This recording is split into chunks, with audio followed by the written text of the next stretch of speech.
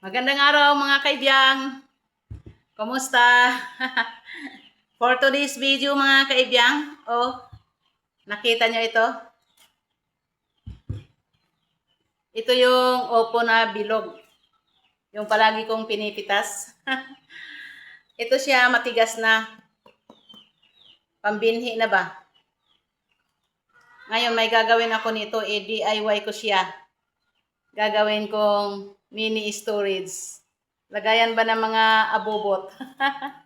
Para hindi magkalat-kalat sa kung saan-saan. Lalagariin lang ito kasi matigas. Yan lang ito, matigas na, Hindi na makuha ng kutsilyo. Kaya ito kanina, ginatlaan ko na lang ito. Medyo tabingi siya. Ayan, tabingi. Kaya lang dito ako magbabase sa ibabaw na lang. Kumbaga yung takip, tabingi din. May gatla na siya. Lagari ang kailangan nito eh. Yan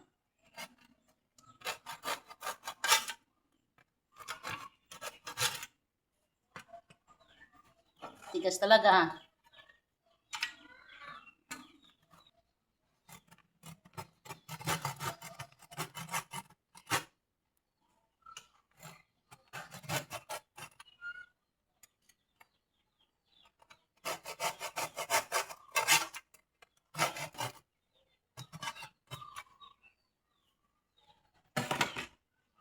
Pwede na siguro ito i-kutsilyo.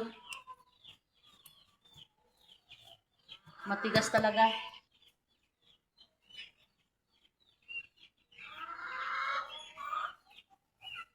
Itong ibabaw lang kasi ang matigas. Pero yung pinakaloob, malambot pa kasi ang loob kasi ito parang bulak. Mayroong kahalintulad na prutas man yata yun. Nabilog din matigas ang balat. Pagbubuksan nga din yung parang nilalagari din. Ayan nakuha na. Ito lang kasi dito ang matigas.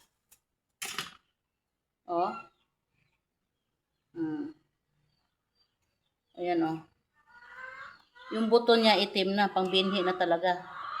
Pero yung ito kasi, hindi talaga ito natutuyo hanggat hindi mo ialis.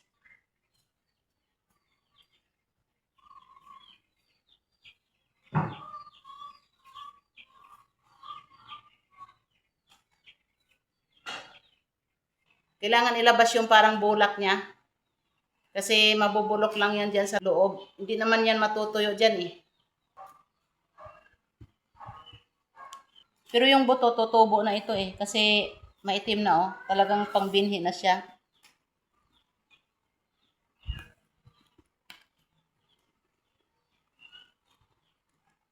Matibay ito siya eh.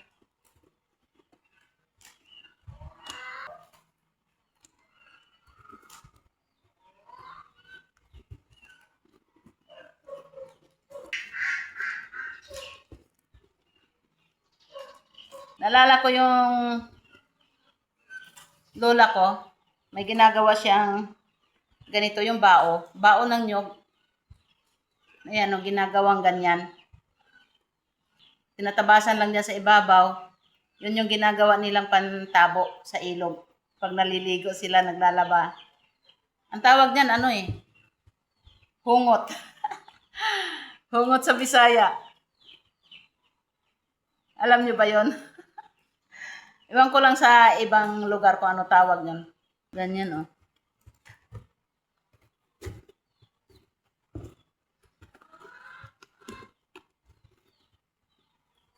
Ito kasi yung parang bulak niya. Ganyan Ayan, maano nga siya nagtutubig siya sa loob. Kaya kailangan kuhanin talaga yan siya. Kasi ito, hindi nabubulok ito. Pag matagalan, nagtutubig sa loob, masisira lang din ang buto.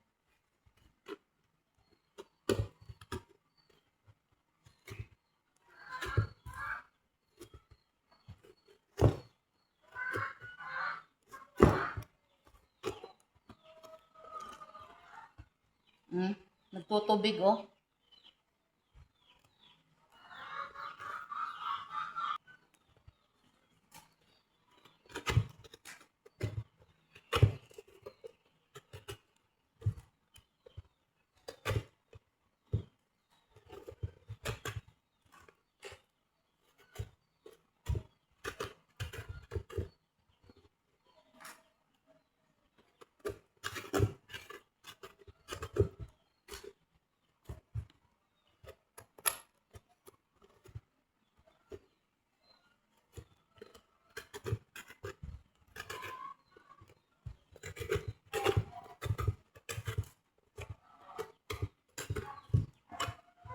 Yung prutas pala na parang ganito siya, ano, yun yata yung tinatawag na miracle fruit.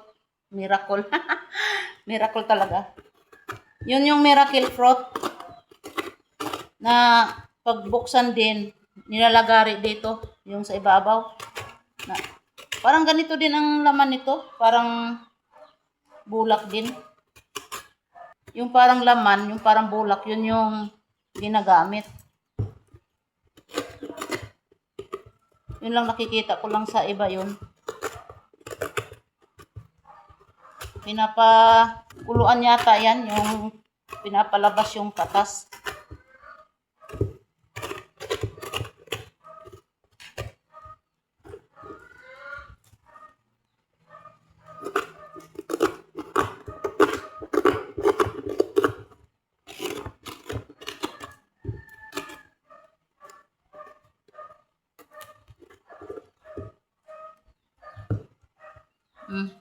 Ito na siya, oh. Oh.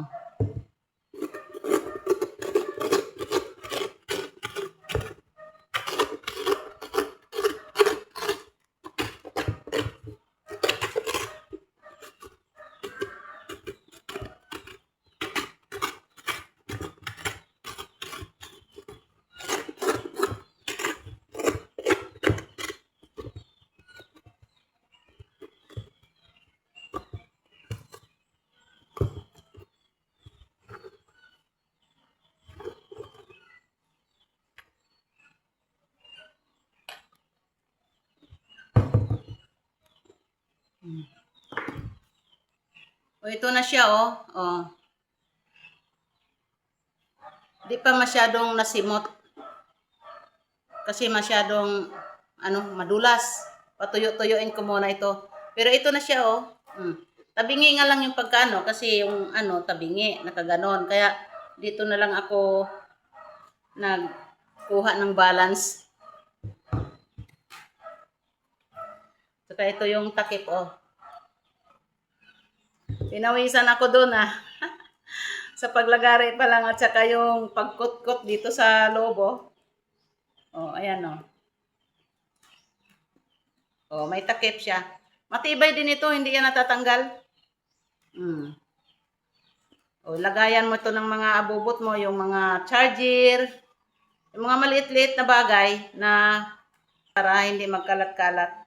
Alam mo na kung saan mo siya hanapin. Ito, nag-iiba ang kulay nito.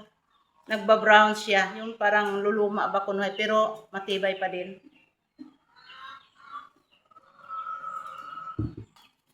O, ito yung ginawa ko noon, oh. Di ba ang ganda? Ayan. Yung may nakalagay pala dito, oh. Oh. Ito pala yung mga binhi din ng mga sitaw. Nilalagay dyan para hindi siya kainin ng daga. Paborito ng daga yung mga buto, eh. Oh, ayan. Oh, di ba ganda? Intact pa din yung tangkay niya. Antibay nito, 4 years na ito sa akin. Hindi ko lang siya pininturahan. Pero ang sabi nila, pwede naman daw lagyan ng varnish. Pag makalugar-lugar. Bibilhan ko ng varnish. Pero matagal na to. O ayan, safety diyan yung mga itatago mo, lalo na yung buto. Kasi dito sa amin, siyempre bukid. Maraming daga. Sinif-safety ko dyan.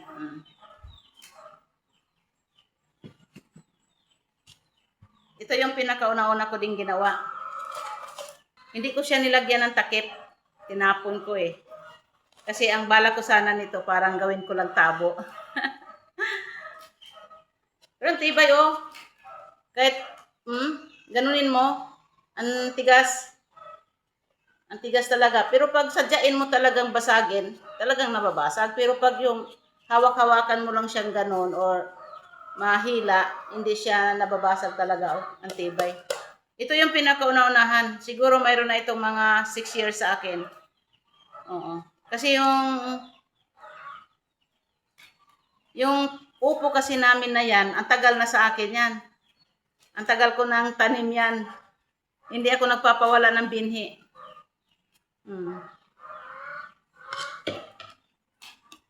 Ito kasi, hindi naman ito dapat talaga yung gagawin kong ganyan kasi pangit na siya. Gamit yung forma, hindi kagaya nitong isa. Eh kaso nga lang, nakalimutan kasi nasa tago. Takpan nga ng dahon, hindi nakita.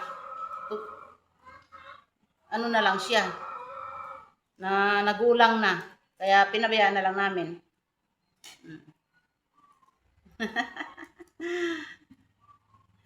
Ang cute. Ang cute nila. Pati yung gumawa, cute din. O, diba?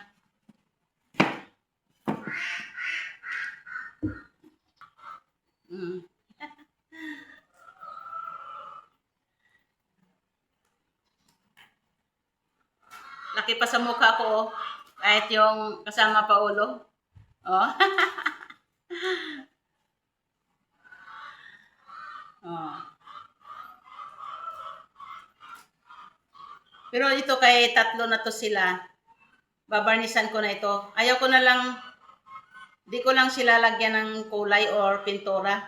Gusto ko yung natural lang. Yung para siyang, ano ba, native na native tingnan.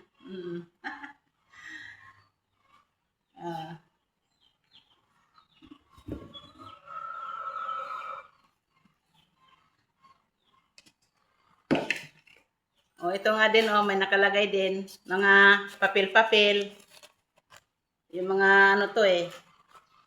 Ayan, may mga buto pa din pala, oh. May yung mga lumang resita, dito ko nilalagay. Pag matagal na siya, gumagaan na. Ito kasi kaya malaki ito. Sa isang puno, nagsulo lang siya. Kuhang-kuha niya lahat yung vitamins sa puno niya. Oh, kumbaga sa tao pa, bugtong anak.